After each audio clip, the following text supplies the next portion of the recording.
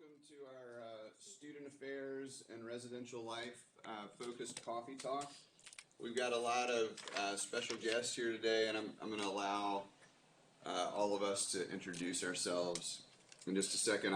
I'll say, for a couple years now, we've tended to do a general coffee talk in the beginning, and then some arts beginning of the year, and then some arts focused coffee talks in the fall, and then again in January. And in thinking about these, realized we hadn't done one in partnership with Student Affairs in a while. And as you all know, we've implemented a number of changes this year as part of a multi-year safety and security plan that was undertaken, I think, before any of us, except maybe Brock, were here, that we all inherited. And now that we're a semester in to use of the new system boardingware, we implemented some new policy changes in August, and then of course the video cameras in December. We thought this was an opportune time to bring us all together and provide a forum for this part of the program, and the opportunity for you all to ask any questions that you might have. Just a reminder of the logistics of virtual participation. If you have a Gmail account, you can use the chat feature on the YouTube feed. For those of you without a Gmail account, Brock is in his email, and so you can send your questions into Brock snyderb@uncsa.edu, SNYDERB@uncsa.edu. And we don't have any in-person participants. Well, Shona, you might be. I could be. Shona is doubling as both parent and PSO president. So, y'all want to introduce yourselves to the folks? Hi, I am Catherine McMillan, the Associate Director for High School Life. I'm up in the actual residence hall space and kind of manage the overall student life for high school. Hello, I am Tracy Ford, and I'm the Interim Vice Provost and Dean of Student Affairs, and High School Life and High School Residential Life, as well as all of the college student affairs and student activities report up to me.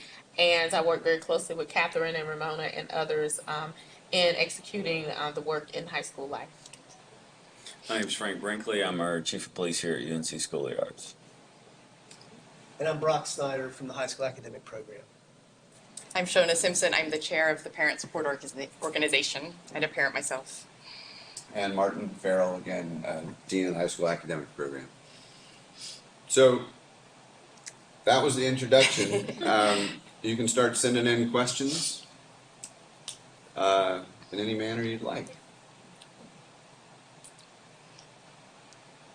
I had a question just on behalf of other parents, because I don't have my children are commuters, so I don't have a residential life. But on behalf of some other parents, before Christmas, when the new security system was announced, there were several concerns that were voiced about the police walkthroughs. I think some parents hadn't known that those were going on. I was just wondering if you could address those and.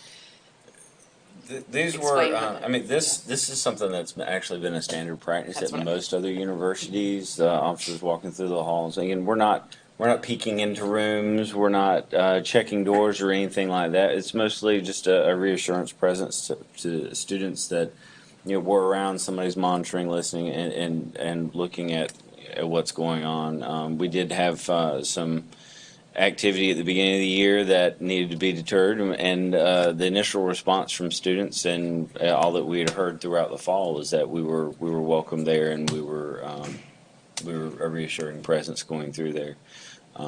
But just to remind everyone as well, we are a police department just like a city police department, except our focus is here on this campus. We do have powers of arrest. We go through stringent background checks and all that kind of stuff. So we're not hiring just random security guards and putting them into the halls. Like I mentioned, they go through background checks. They know what appropriate behavior is and isn't, and if there is ever an allegation of inappropriate behavior, that's something we would want to deal with quickly and decisively. But as part of our community policing philosophy, I mean, we want to find ways to bridge that connection, build trust, build rapport with students. And if we're not available to them, this is just another way of being available to them. And I mean, one of my officers said, yeah, one of the students asked me to toss a football with them down the hallway. That's probably a risk to the sprinkler heads, but I mean, but it was, again, it seemed like pleasant exchanges and that kind of thing going on. So, Okay, thank you so much for explaining that a little. sure. So we had a question about prom. Prom is April the 4th. It is at Brookstown Inn. The time will be 8 to 11 p.m. And we will have more information coming out to students. The theme this year is 1920s because it is year 2020.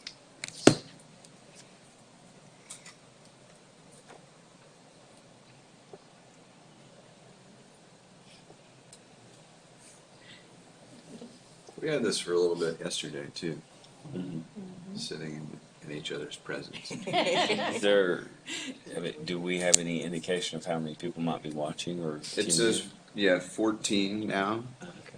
but I think 2 of those are these 2 computers. Okay. So, double digits.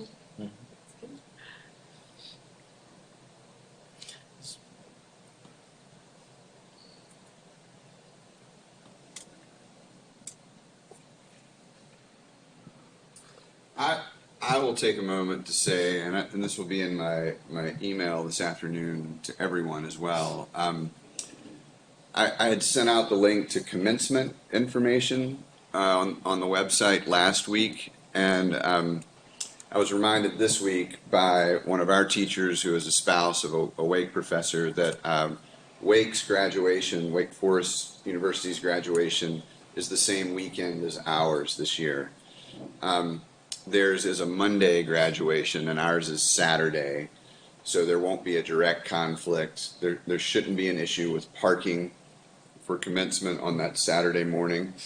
But it does mean that the hotels are going to fill up, and that this year, more than others, it would be critical to go ahead and start making those plans if you have not already. And also reservations for dinner. Dinner, If yeah. you're planning Friday a night. dinner, it's always a busy weekend. Guess we shouldn't plan to eat out that weekend. So we have a question asking about the number of events, high school events that we're offering both on campus and off campus. We are working towards having more events for the spring semester and kind of rotating what that looks like both in-house and out of house. I know there's been some concerns from parents in regards to some of like roller skating and ice skating where dancers are expected not to participate. And so making events more accessible to more people. And so we are working as a team to create both more activities in the dorms as well as off campus in a variety of different ways. We are putting together the rest of the term's calendar for programming actually over the next week or 2 weeks. And so you'll start to see a trickle in of more activities planned because I'm a firm believer that the more time that we can occupy them, the less time they find themselves out and about. And we really want to provide services that they want to participate in. And so we're also looking for a lot of student feedback in what those programs look like and what they think is the most effective. One of the challenges that we are faced with is timing. We have about 50 kids or more, about a quarter of our population go home for most weekends. And then we also have timing where most of our programs are at 10 o'clock at night because that's the only time students are really available. And so we're kind of working towards offering some after-school activities in addition to more evening and weekend activities as well. That would be great. And can you reiterate about the presence of commuter students at those activities as well? Yes. Is that the same? So commuters are welcome at any and all activities. And we post those via calendars in the connector building, on our Facebook and Instagram pages, and general word of mouth we try to get to students. We also send the calendars by email and hand them out. And so if you can help encourage your commuter to connect with us, or if there's another way that you could suggest that they could get information, that would be very helpful. In our monthly assembly, we do also encourage them and try to help them know what's going on. Just read that and see if.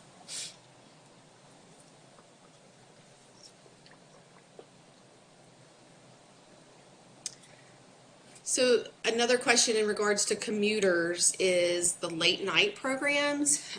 Any commuters are able to participate, and then we can unlock and disarm the building for them to go home. If there are special circumstances where potentially there's an event that they want to attend, like ice skating, we rented out the rink last weekend. The entire rink, and we had several commuters go with us. They are always welcome to find a host to stay with on campus as well, so that they can stay overnight, and parents aren't expected to come out at 12:30 at night to pick them up. We have a question about school absences due to college visits. What is the protocol for that? It's really like any other planned absence. We have a purple form, copies of which are in our main office on the 3rd floor of Gray. We ask students to come in, pick up one of those, meet with all of his or her teachers, check in about assignments ahead of time, and then that needs to be submitted back to the office by noon of the day before a student is going to leave. And then we need a corresponding email from parent or guardian to Brock or Kim. Our policy does ask that students not miss more than 2 consecutive academic days for college visits. We know that that's simply not possible sometimes, and so we're certainly open to making exceptions to the policy, and do frequently make exceptions to it. But that's where we sort of start with you and your student. And again, it's the same protocol for any other planned absence. And students would be allowed to make up any, say, assessments. Oh, absolutely. That they would miss. They're allotted. I believe the count is six absences for college visits in the 2nd semester. We also make exceptions to that policy too. We know particularly with drama auditions, we tend to come up against that threshold pretty quickly, and so we're happy to deal with that on a case by case basis too. And of course, seniors have 4 more acceptable absences in the 2nd semester than our other grades. So a senior may have up to 12 absences for the semester before incurring the grade penalty.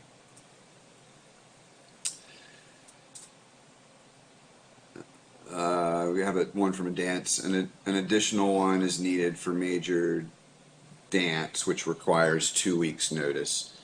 So that's a good point. There are some arts program specific requirements around absences. And you need to make sure that you're confirming what those are with them. I don't, because I don't know what all of those are. That's right. I think orchestra's a week out. A week out Yeah. for orchestra. Now that I think about it. Yeah, good question. Well, I'll say, what we're trying to encourage, at least on the academic side, is a face-to-face conversation between the student and the teacher before the student goes away. That's the purpose behind the purple sheet, and asking the student and you to do a little advanced planning, which we know that you do, and then share that planning with Brock and our teachers, so that so that they can plan. You know, this is a time of year where it's not, you know, I had 5 students absent from my class this morning, and there's some things that I might be planning to do that wouldn't work if I'm going to be missing 5 students. So this can help us adjust as needed.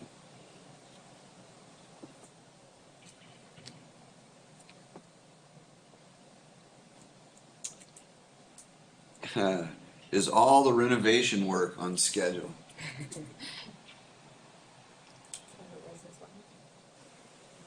Oh, because I didn't know if it was the renovation.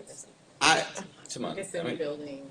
You're talking about Siemens? If this is about Siemens, I'm told it kind of is. They're looking at a May release for that project. But there's another renovation project starting up, I think, with the high school after that. So the only, We think so. yeah, the only planned high school right now is some work being done over the summer on the boilers and the heating and air system. Outside of that, the high school building does not have any scheduled renovations at this time, and that will be done over the summer, not during the school year. The major Siemens project, the old library, does seem to be on schedule. And that's the one that directly relates to dorm, to the parking for the dorms and anything. Yes, Yeah. yes, exactly.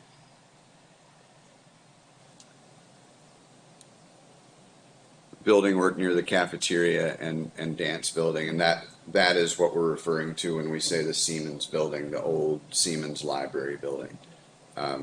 We believe is on schedule to be completed this May. That'd be great.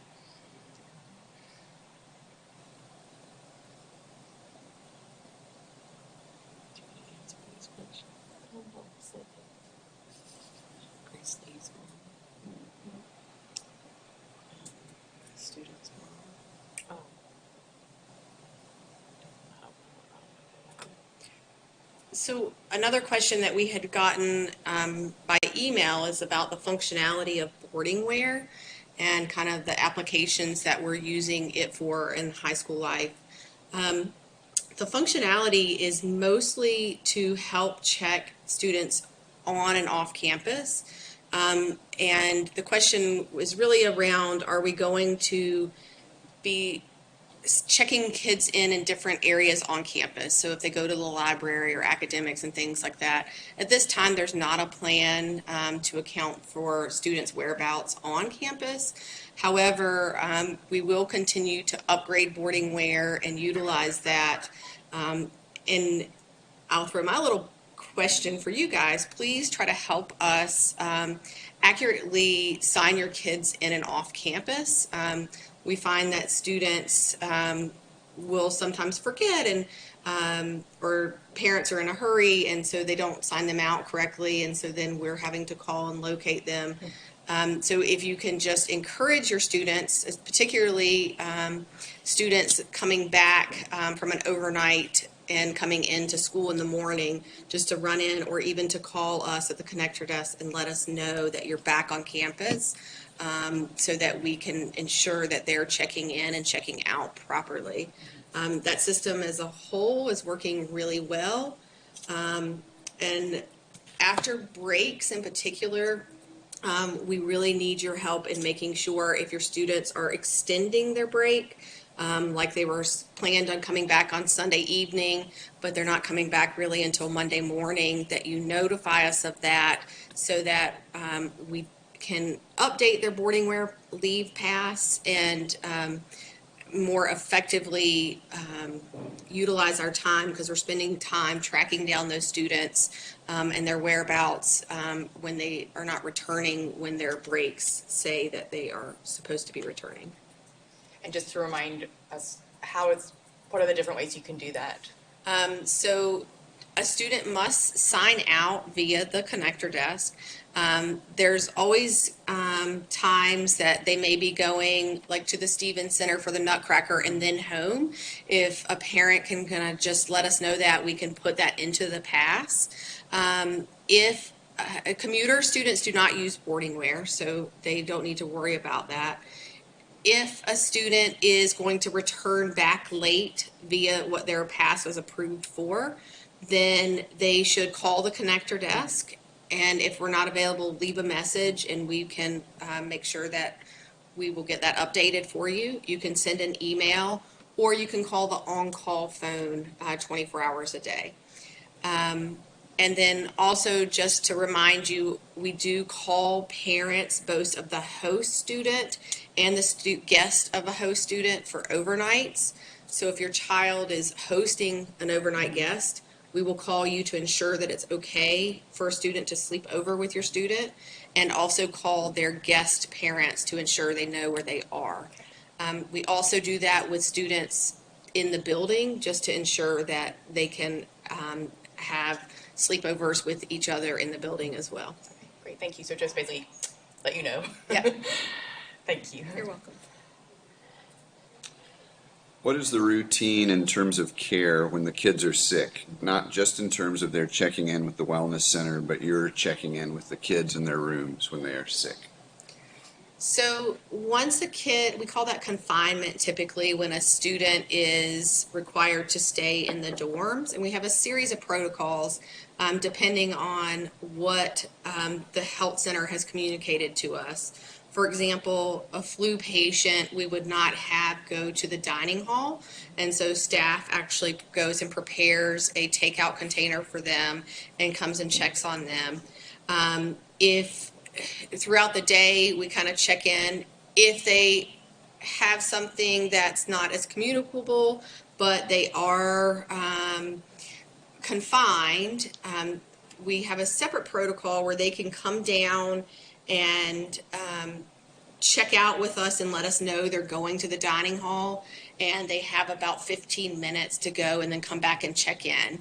They're not allowed to be in public spaces when they're confined, and we actually don't have them come in and do check-in or tap-in at night to limit the exposure for other students. And so we're doing more checking in with them just to ensure that they are well. And often the students are sleeping and things like that, and so they need less interaction, whereas like with the flu, they need more kind of check-in.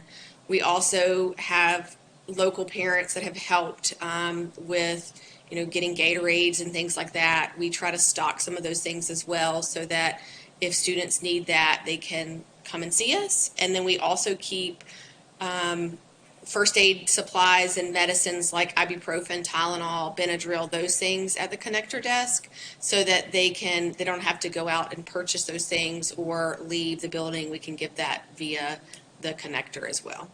Great. And I missed one. The prior question was, have any decisions been made on how Nutcracker Boutique funds are being used for this year? Timely question. Shona and I met to discuss that yesterday. What typically happens is that I, working with faculty, come up with a list of requests that I write up and present to the PSO board, and then those are approved or have been approved. Usually in March or April. Right, in March or April. I can tell you, I know one of the things that we'll request funding for again this year was we did a new device or computing device scholarship this year for the first time that the PSO funded, and I think we'll do that again. It was successful. Can you tell us how many we were able to provide this year? 10. We did a trial of 10. We didn't really have a sense of the numbers, and we got applications and were able to, in working with financial aid, determine a certain level of need, and then gave those devices to the students. The only requirement that we had of the student was that they schedule an appointment with IT, our instructional technology department, to get the complimentary software loaded onto them and some basic care instructions. But as long as the student remains a student in good standing, the device is theirs to keep, even beyond their time at UNCSA. So we would like to do that again. Shona and I also discussed the possibility of starting a high school academics sponsored guest lecture or speaker series. And we're going to try to run a couple of those this spring as a pilot, but I would imagine we would ask for some funding to support bringing in those speakers. And then the only other thing I have at this moment, we're hiring a new English teacher, and I'm imagining that person would want a set of the student devices that we've been providing to teachers over the last couple of years for use in the classroom by students. For teachers who want them, we've been providing 5 of those 2-in-1 tablets. And I'll just add on to that. Traditionally, we've also helped fund teachers who go to AP training or extra courses over the summer, and we could be continuing to do that kind of thing as well with the money. Yes. Yeah, anything else you can think of? No, I mean we try to keep the bulk of those funding requests focused on sort of immediate student use. So things that would directly impact the classroom experience. Devices has been an easy one. And then by virtue of getting those funds for devices or guest speakers or a large-scale printer, that then allows us to use other funding that we might get, from other donations to pay for the AP workshops, or our science faculty is getting ready to go to the National Science Conference there. They presented at the national conference last year, and at least one of them is presenting this year. So it's been we can leverage those funds to do even more, and it's been critical. Yeah. Thank you.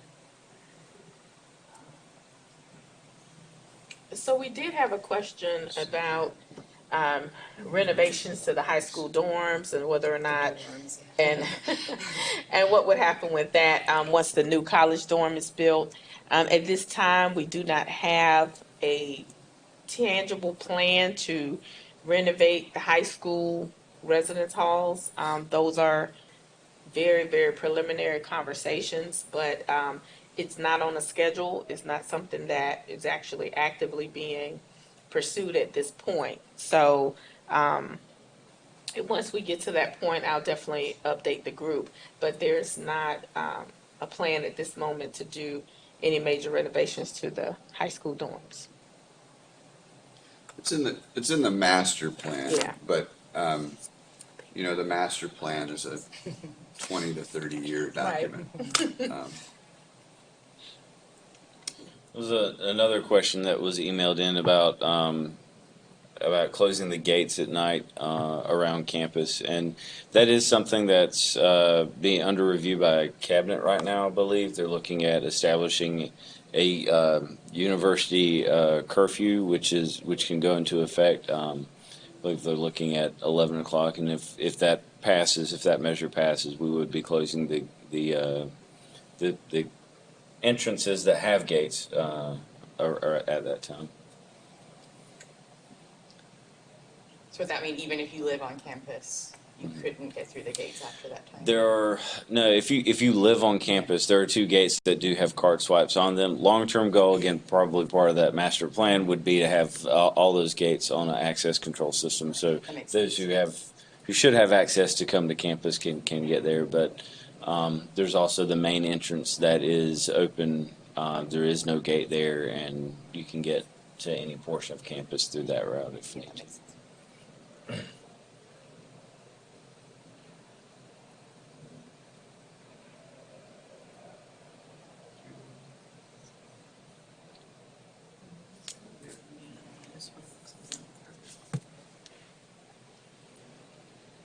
You getting any of them? Quiet over here. That's not a bad thing. No. Would you be able to summarize for us then I know there's been a lot of updates and upgrades to the security system, and the parents are always interested in that, obviously, as improvements in keeping their kids safe. Could you summarize some of Sure. those? Well, as Martin said before, when we were starting, before I think most of us got here, there was an investment of about $1 million, a little more than that, in upgrading and centralizing the camera systems that are all over campus. A lot of them were department funded and not really centrally managed, and there was no funds invested or set aside for maintaining them or anything like that. And part of that money was sent to upgrade those cameras, increase coverage in public areas and areas that we knew we'd had a history of problems at. And then also, that was also to add access control to all exterior doors throughout campus.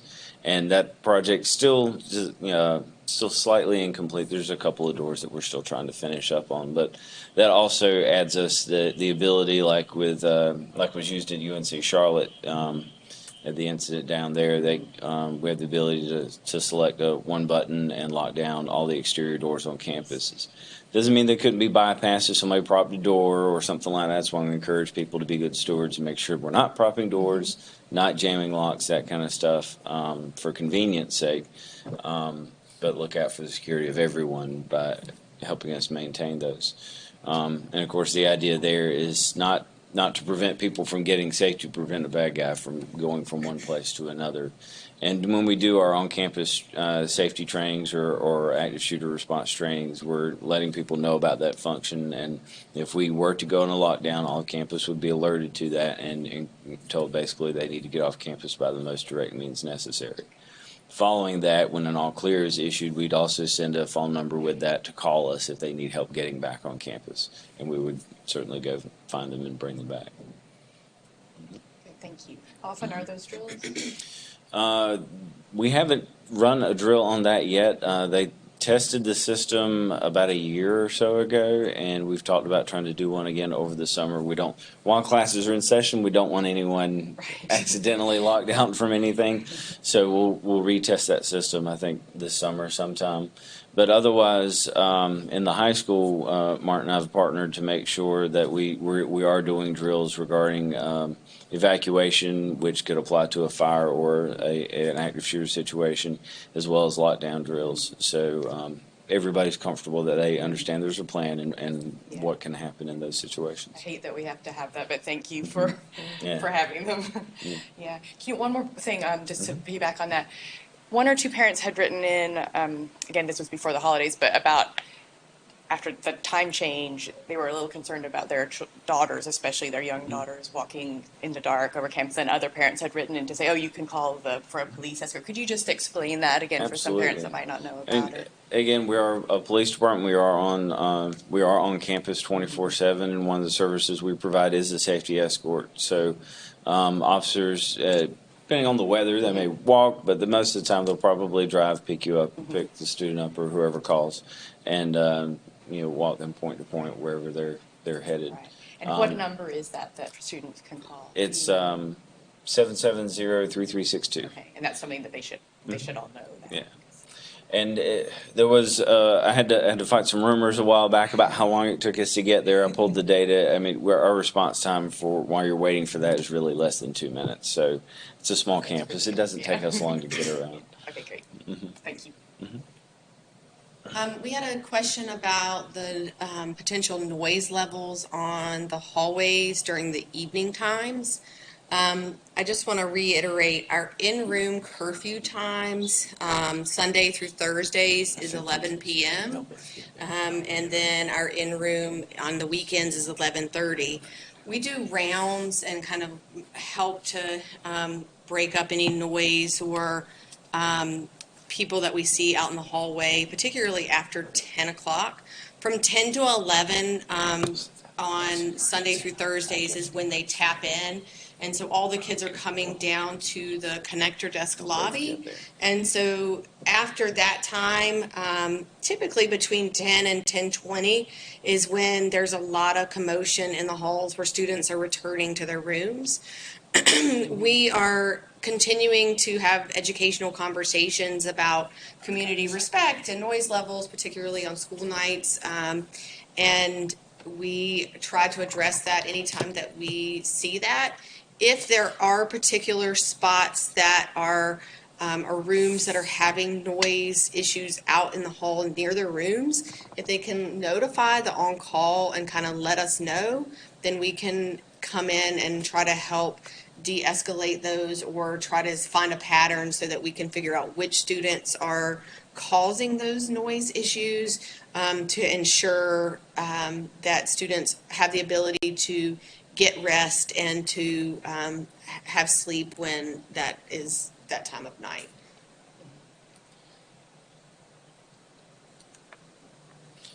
And one clarification about the phone number. I actually gave out the emergency line. That was the 3362. It goes to the same dispatch center. So you can call that number, or you can also call 336-770-3321. And I'm sending both of these through the chat feature too. And students were given a like a keychain tag at the beginning of the year that has all of these phone numbers on it. If you would also like one anytime that you're in the connector or in the high school building, let us know. We have plenty of those. It has our on-call number, our connector desk, the police number, health center, and just really important numbers that are easy place for kids to find.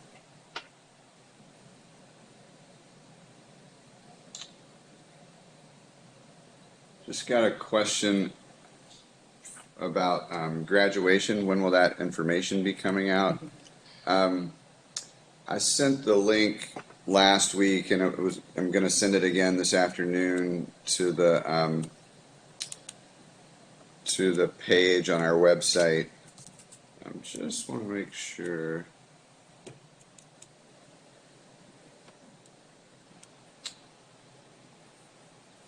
They have not started giving out tickets yet.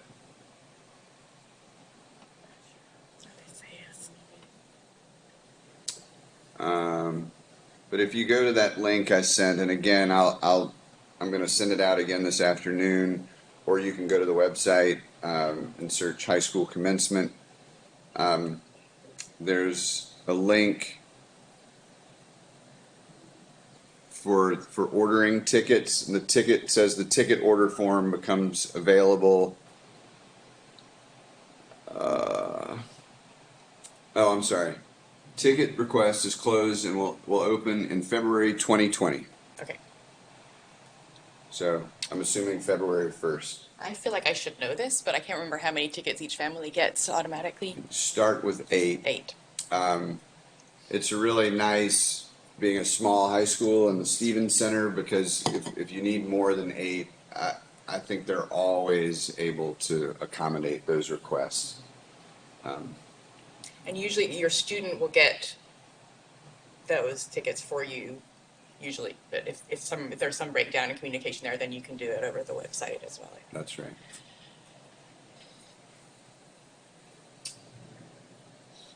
And if you haven't been, it's the best high school graduation that there is. Parents. It really is. Yeah.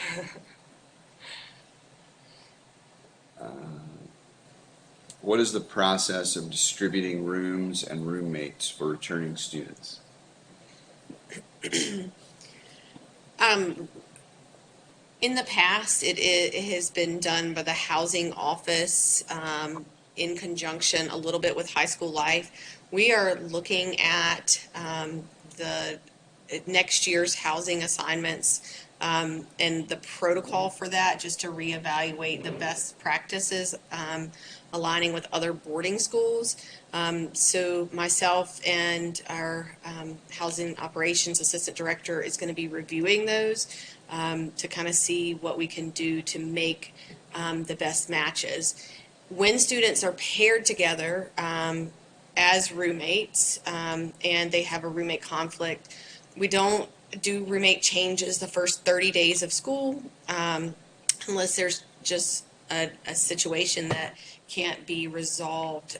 But we really ask students to give a trial period of 30 days. And then we have a process where we look at their roommate agreement form, and then an RHC meets with them to see about a plan for making amendments to their relationship and how their rooming situation is. And then once that happens, and they go through a trial period of making change, then we will honor or help find a different rooming solution if needed at that time. So there's some different steps, and at the point where students potentially are asking for roommate changes, and we get to a point where we are going to be making those changes, we are also copying and letting parents know. And then in a lot of cases, I actually talk with parents on the phone to kind of help set a plan for their student and how to make a better solution for their student and make a better living situation for them moving forward. Are students able to request? Yes. a For the roommate next year? when they Yes. return? Mhm. And so that the first part of roommate selection is students make requests, and we match top requests first and kind of go through the process of making all of those matches before then we assign roommates.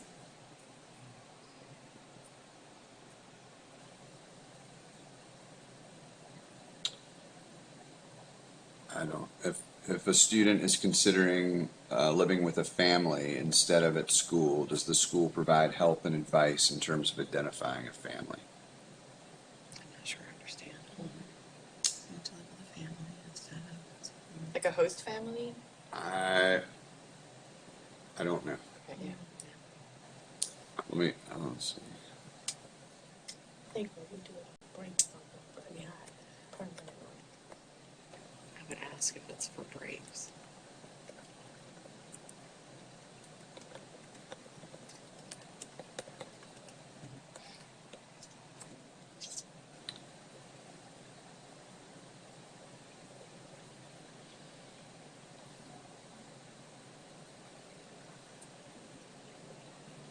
I don't know. I mean, I guess we could speak to both of those, right?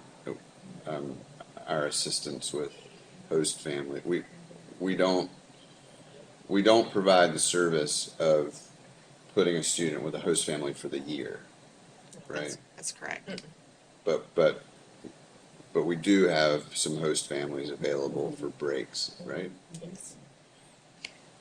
Yeah, there's a whole volunteer group that does that, which name I've just forgotten. Associate? Yeah, thank you, the Associate. So there's a question kind of about host families. We have students or families, the associates on campus help to find host families locally to be a support system for our boarding students, both from international students to domestic students to local state students. We find host families that can help provide a home away from here and kind of as a second tier level of support. And if a student is needing help, like for breaks and things like that, we can make those connections to help find a place for them to stay so that they're not traveling long distances over break. We don't make family matches for a student to live off campus with host family, just kind of as a support and as needed situation.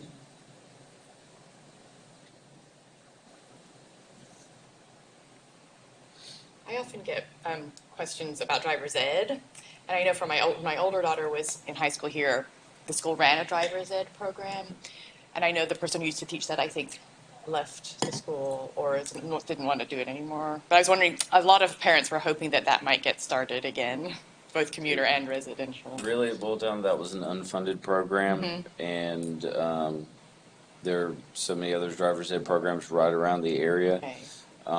that they can enroll in and get that class. Okay. So no, at this time Okay. there's no plans to bring that back. I'm sorry. We did look at it. Yeah.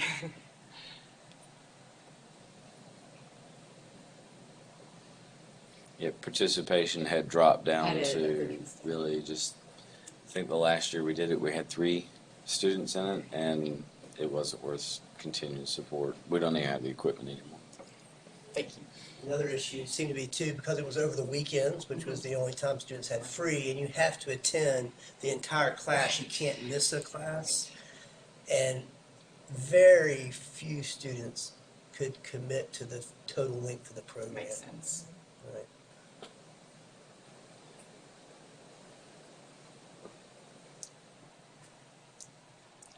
Anything else coming through?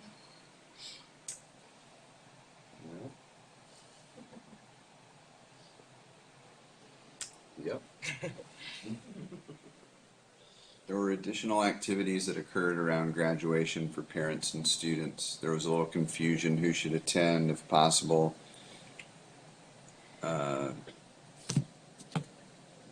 should attend? I think saying it would be helpful to make it clear who is expected at the different functions and when and where.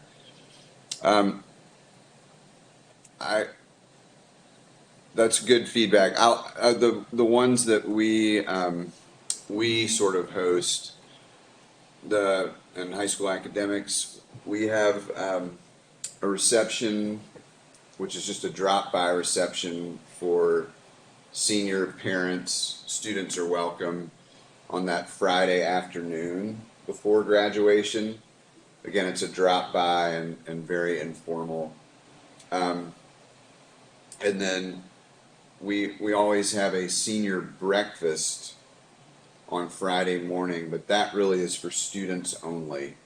We're at that we recognize, if there are any retiring faculty. There are some student awards that we give out. Most of those are from our faculty, and the yearbook slideshow happened. So that's really a senior student focused event. And then part of that morning is that the students go from Eisenberg Social Hall and that breakfast to get on buses to be bused to the Stevens Center for rehearsal. And that's what we do on our end. So in student life, our 9th through 11th graders depart campus on Wednesday evening before graduation. And so we try to do smaller activities with the students, just as kind of bonding activities on Thursday, and Friday. And so we'll notify students and they can participate. A lot of them have family in, and so they'll choose to go off campus with, for dinner and things with their family. So it's not mandatory, the events that we put on, but we try to make those last couple of days special for them to have some bonding time before they graduate. Yeah, I'll send all this out. I guess I didn't say the specifics of that parent reception. Is it 3 to 5 or 4 to 6? It's one of those. Before dinner. On that Friday afternoon. That's always in Eisenberg Social Hall in the Haynes Commons building. And again, it's really a time for parents to mingle, and there are always some teachers there. Brock and I are there, and just to visit that afternoon. Totally optional. Come as you can.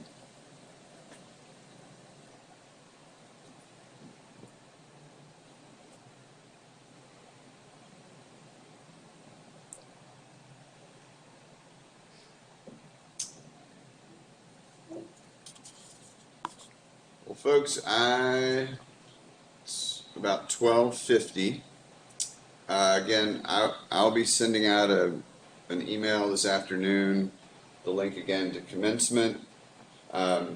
We have at least one more coffee talk next week, one next week, and then one to follow. I will send that link.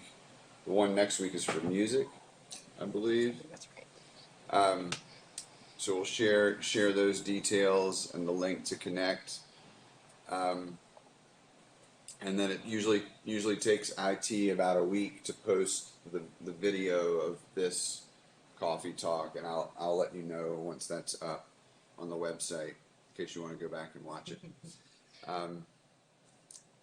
Thank you for participating today, for your questions, and thanks to all of you for For your joining time. and answering. Yeah. Great. Have a great weekend.